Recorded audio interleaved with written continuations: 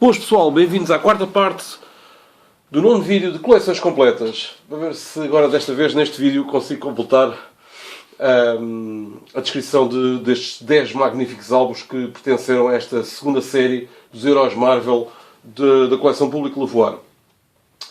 Uma das maiores obras-primas já uma vez escritas para a banda desenhada.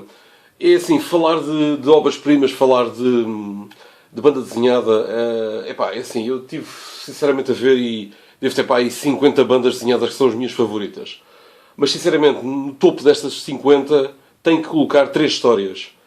Watchmen, The Dark Knight Returns e Reborn, ou Renascido, de Mazzucchelli e Frank Miller. A obra-prima destes dois magos da BD, estes dois indivíduos, quando se juntavam, faziam verdadeira magia. E agora há pouco tempo estive a ler outra excepcional. E a seguir, penso que em quarto plano, iria pôr talvez Batman Ano 1, exatamente de Mazzucchelli e Frank Miller. Há pouco tempo estive a ler e realmente às vezes não me sei decidir entre qual das duas histórias gosto mais, mas Renascido é uma história absolutamente imperdível. Dividida em 8 partes em 1986, penso que Frank Miller é bastante audacioso em contar aqui esta odisseia de Matt Murdock para salvar a sua própria vida. Eu na altura fiquei muito impressionado, não foi em 86 que eu li isto, mas na altura fiquei muito impressionado, porque um super-herói normalmente não era apresentado desta forma, tentando salvar a sua própria vida. Pois a história envolve a seguinte trama. Karen Page, a antiga namorada de Matt Murdock e secretária da firma Murdock e Foggy, Nelson, uma coisa qualquer assim, hoje em dia já não é a mesma mulher. Toxicodependente e atriz pornô, está completamente agarrada ao vício e num país da América do Sul vende a identidade secreta de Matt Murdock por uma dose de heroína. E aqui começa o calvário do nosso herói. Eu digo herói, mas é impressionante. Eu nunca tinha visto um super-herói lutar pela sua própria vida.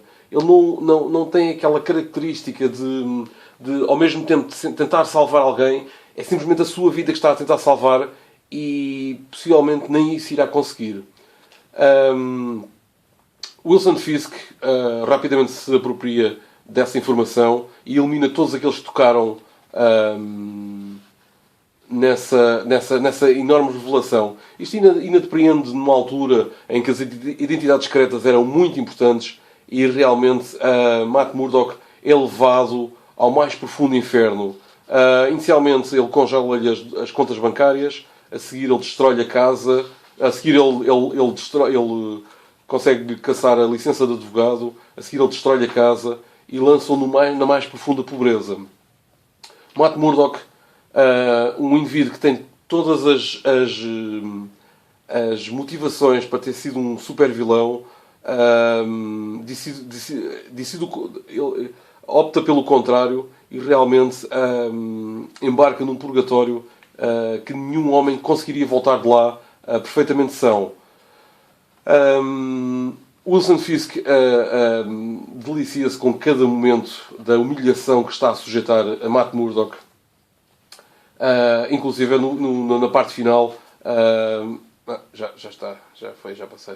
Na parte final, dá-lhe uma tremenda sova e mete-o num táxi em que o taxista foi morto, foi espancado até à morte com o seu bastão, pensando ele que iria esquecer para sempre o Daredevil. Só que ele recusa-se a morrer. Mas o Shelley não se limitou simplesmente a desenhar esta fantástica obra. Ele tentou de um traço brutal.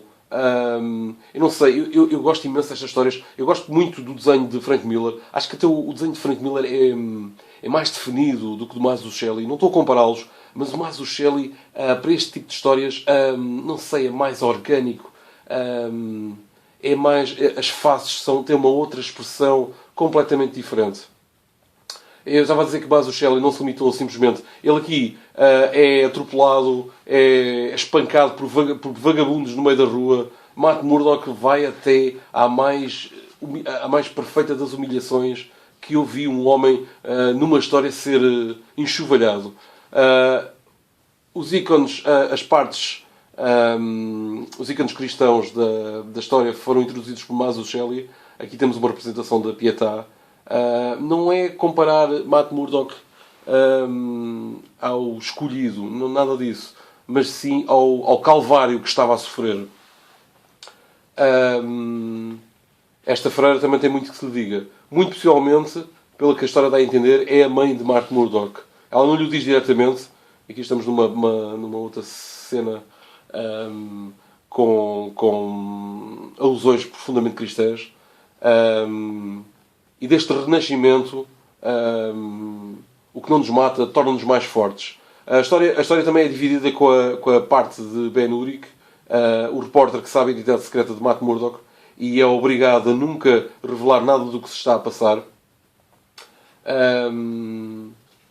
Isto é absolutamente imperdível. Uma das melhores sagas. Eu, na altura, li várias partes da história. Não a li na totalidade, infelizmente. Penso que tenha lido a última parte, que é brutal. A última parte, que é God and Country. Aqui aparece um outro elemento. Aqui aparece um outro elemento. Não. Que é Nuke. Deus e Pátria. Estava aqui. Isto nunca me aparece quando eu quero. Nunca me aparece quando eu quero. Estava aqui, mas que estranho, eu vi isto. Mesmo agora estava com isto. Estava parado na página onde estava a imagem de Nuke, mais uma experiência falhada do Sordo Super Soldado. É um agente que entra em ação pela mão de Wilson Fisk para destruir de vez o que resta de Matt Murdock. Mas ele recusa-se a cair e vai até às últimas consequências para dizer mais este... Mas este agente, ele não é bem um vilão, ele é um outro toxicodependente com uma capacidade incrível de luta e inclusive envolve os próprios Vingadores. Eu queria mostrar onde é que está... Não aparece aqui. Imagem. Na parte final ainda temos mais uma história. Era uma imagem da capa que diz God and Country. Não sei nem que essa parte está, mas não interessa. Na parte final ainda temos mais uma história de argumento de David Mazzucchelli, mas sinceramente não é assim muito interessante. Estas edições eram muito boas da Public Levoir e sim, incluíam sempre mais qualquer coisa. Sem sombra de dúvida, aconselho vivamente, Lui, tens que ler esta história. Esta história é obrigatória. São 3 histórias para mim: Watchmen, The Dark Knight Returns e Reborn, que definitivamente tornaram Daredevil o meu herói favorito da Marvel.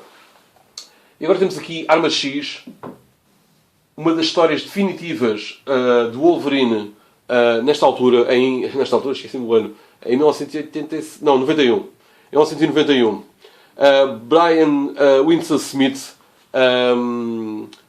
tem em mãos contar, de facto, finalmente, aos fãs de Wolverine, a sua origem, de onde provém o esqueleto de adamantio que ele possui. Os miúdos de hoje em dia são uns sortudos. Têm a papinha já toda feita. O passado do herói, mais ou menos, quer dizer, não digo que esteja lá todo, mas mais ou menos o passado do herói do Wolverine está todo já pré-definido, provavelmente nos filmes que temos visto. Nesta altura, os fãs, os hardcore fãs dessa altura, eram mantidos na mais profunda, não digo ignorância, mas segredo. Wolverine era um personagem que vinha de quinta posição. É integrado nos X-Men e é pela mão de Chris Claremont que passa para protagonista, pelo menos de segundo plano, numa fantástica e ousada série chamada Wolverine, que ele desenvolve juntamente com Frank Miller. Eles tentam começar a contar um passado que o Wolverine tinha como um samurai no Japão. E é daí que nasce basicamente esta história. Aqui ainda havia a ideia que foi na operação que lhe fizeram, na operação forçada que lhe fizeram para lhe dar o esqueleto de adamantio, que as garras de Wolverine tinham surgido. Mais tarde conta-se que afinal ele sempre teve essas garras. Isto é aquela parte da teoria da conspiração, dentro da teoria da conspiração e por aí fora, uma série de memórias apagadas e gravadas novamente que o Wolverine tem, foi-lhe colocado depois. E realmente aqui nesta história vemos o verdadeiro animal que Logan é. Ele é mais do que um homem, ele é uma verdadeira besta. pelo motivo que é torturado até ao mais profundo. Aqui está uma parte em que ele grita de dor, aquilo que lhe estão a fazer, está consciente do que lhe estão a fazer. Eu digo animal não pela parte negativa, mas sim pela parte que ele se recolhe a essa gruta onde está essa besta, que ele se transforma e deixando de parte o homem que ele um dia foi. A história tem é tão visceral, é tão... Realmente o desenho único de Brian Wilson Smith é brutal. Mesmo brutal. Não só o argumento, não só... Aqui também está presente nesta história a conspiração dentro da conspiração. Aquilo, nem tudo o que parece é nesta história. E realmente eles só tentaram lascar um pouco, só passaram um pouco por cima daquilo que se passou nesta operação no filme que é chamado Wolverine. Nem de longe eles alcançaram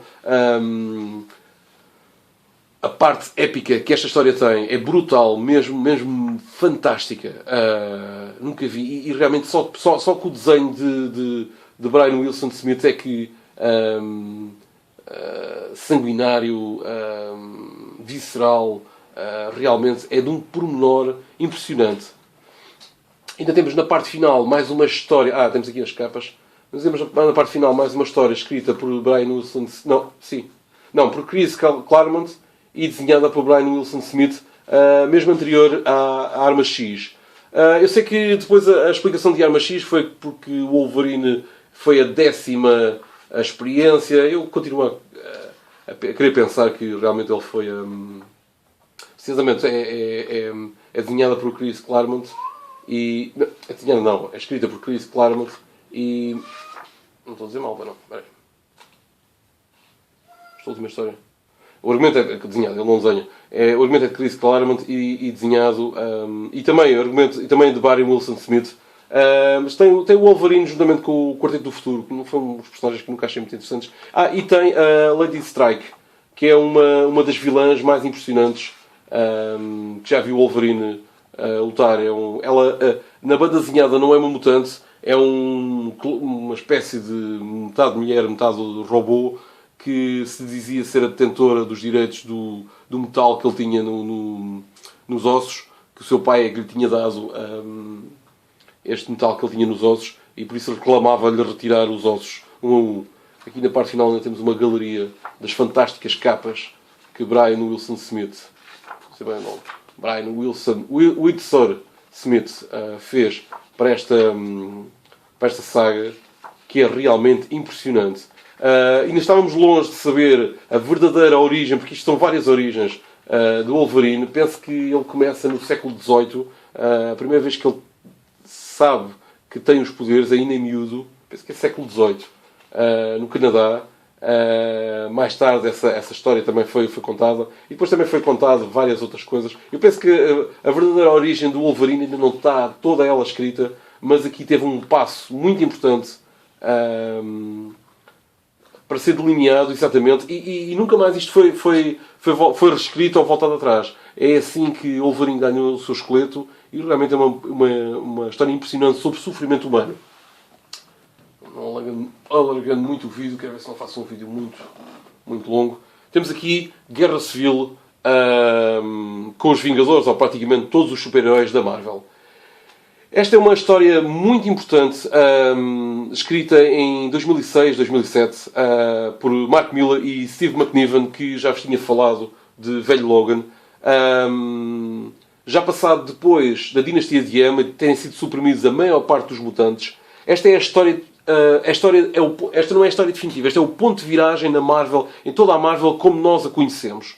Quem é hardcore fã da Marvel deve ler esta história para perceber exatamente em que ponto é que está o universo Marvel nos dias de hoje. E quem é um novo leitor da Marvel deve também ler esta história para perceber quando é que foi o ponto de viragem da antiga Marvel para a nova Marvel. E digo isto porque o conceito da identidade secreta, o conceito que o super-herói deveria manter a sua identidade secreta para proteger a sua família, para proteger os seus bens, seja lá o que for, é deitada completamente por terra aqui, quando num reality show feito pelos Novos Defensores, se não me engano, ao atacarem uma casa onde estão uma série de super-vilões, Nitro, um dos vilões do Homem-Aranha, faz explodir-se, é o poder que ele tem, e levando consigo uma escola primária onde morrem 800 ou 900 crianças. A questão do registro mutante vai muito mais longe aqui. Quando o governo dos Estados Unidos impõe que qualquer super ser, qualquer indivíduo que tenha que coloque um uniforme e saia às ruas em defesa da lei e da ordem, tenha que ser registado exatamente porque é considerado como uma arma. Ora, exatamente neste ponto surgem duas frações. Uma liderada por Tony Stark, o Homem de Ferro, que já se assumiu há algum tempo ser o Homem de Ferro, a sua identidade é publicamente conhecida, e uma série de outros heróis, incluindo o Homem-Aranha, e do outro lado Capitão América, que acha que a liberdade está acima de tudo, e a liberdade de não revelar a sua própria identidade secreta, ou a de muitos que lutam dia a dia, como Luke Cage e Daredevil na rua, que devem proteger a todo o custo. Quer dizer, neste caso aqui o Daredevil já se conhecia, penso que se conhecia publicamente a sua identidade. Luke Cage, basicamente. Mas a questão é uma questão de liberdade. E surge aqui uma guerra sem precedentes. Eu gostava muito de saber, porque segundo o que eu já vi anunciado sobre os novos filmes da Marvel, pelo menos até 2018, está anunciado que uma das sagas que vai ser passada para o grande ecrã será a Guerra Civil. E uma das grandes revelações desta história, para mim, foi uma coisa bombástica. Temos aqui o Homem-Aranha com o seu novo fato. Novo fato não é novo aqui. Ele já existia. Não sei se está aqui. Novo fato, queria ver. Um gajo, quando quer procurar aquela imagem, é exatamente naquele momento que não me aparece nada. Um gajo, quando quer aquela imagem, e aqui uma imagem brutal do Homem-Aranha com um fato. Um novo fato que ele tem, desenvolvido por Tony Stark. Eu não tinha entendido muito bem como é que aquilo funcionava. Se calhar é aqui, não é aqui. Ainda não é aqui. Bah, não interessa. Aqui no meio do vídeo. Aqui o fato é basicamente este. Tem 3 patas. É uma coisa fantástica. É a prova de bala, se não me engano. É uma coisa impressionante. E então eu estava a dizer que é nesta história que há o momento culminar, exatamente por defender o registro dos super seres, Peter Parker chega-se à frente e, convidado por Tony Stark, revela publicamente a sua identidade. Ele diz ter muito orgulho daquilo que é o Homem-Aranha desde os 16 anos, o seu nome é Peter Parker, ele nunca teve vergonha de quem é. Já depois de garantir que Mary Jane e a tia May estavam seguras, ele revela publicamente a sua identidade secreta e neste momento torna-se mais famoso que o Elvis. J. Jameson cai para o lado, descobrindo que o seu antigo fotógrafo, ou atual fotógrafo, é na verdade o Homem-Aranha. E realmente as posições são assumidas aqui. Curiosamente, os poucos mutantes, não é o Wolverine, mas os poucos mutantes que existem põem-se de parte desta guerra. Está aqui um convite por Tony Stark e Emma Frost, que eles dizem exatamente isso, que não querem participar nesta batalha. E então esta questão é levada até às últimas consequências, inclusive a morte de um personagem pelas mãos de Thor. Não é Thor... está aqui, a imagem que eu procurava era esta. Este é o novo fato do Homem-Aranha. E o novo Thor, um robô criado por Harry Pym e o Senhor Fantástico, assassina um dos super-heróis, que eu esqueço-me o nome, que é um indivíduo que é basicamente o Gigante. O que deixa muitas dúvidas em todos os outros que defendiam o registro dos super-seres. Um dos que começa a ficar com dúvidas é o próprio Peter Parker, que se volta contra Tony Stark e paga bem as consequências da sua ação. Os super-vilões não estão alheios a esta verdadeira guerra aberta nas ruas. Eles também participam, estando par a par. Punisher alia-se ao Capitão América a favor daqueles que não querem revelar a sua identidade secreta. E realmente, no final, temos um apogeu desta questão, envolvendo o próprio Namor e os Atlantes e todos os personagens do universo Marvel numa guerra sem precedentes pela liberdade, pela justiça e pela verdade. Acima de tudo, eu não sei bem definir qual é o lado que está mais certo. Porque a verdade é que a consciência que ficou depois do 11 de setembro é que qualquer pessoa, qualquer homem, qualquer mulher que tapa a cara é um criminoso. Só os criminosos, e é engraçado que isto é uma ideia defendida pelo J. Jameson já há muitos anos, todos os criminosos tapariam a cara por vergonha ou para esconder algo. E realmente foi essa consciência que passou a haver desde 2001, quer se queira, quer não, que quem tapa a cara, quem esconde a cara, é um vilão. Portanto, o registro dos super seres é uma coisa que acaba por ir adiante e realmente aconselho vivamente a lerem esta história para perceberem o ponto de viragem que a Marvel sofreu nesta altura. E a Marvel, a partir daqui, nunca mais foi a mesma. Ainda bem que li esta história e realmente fiquei a perceber exatamente em que ponto que as histórias, neste momento, da Marvel estão. Eu agora irei fazer o próximo vídeo, o 10º vídeo das coleções completas, e em princípio vai ser sobre a DC Comics.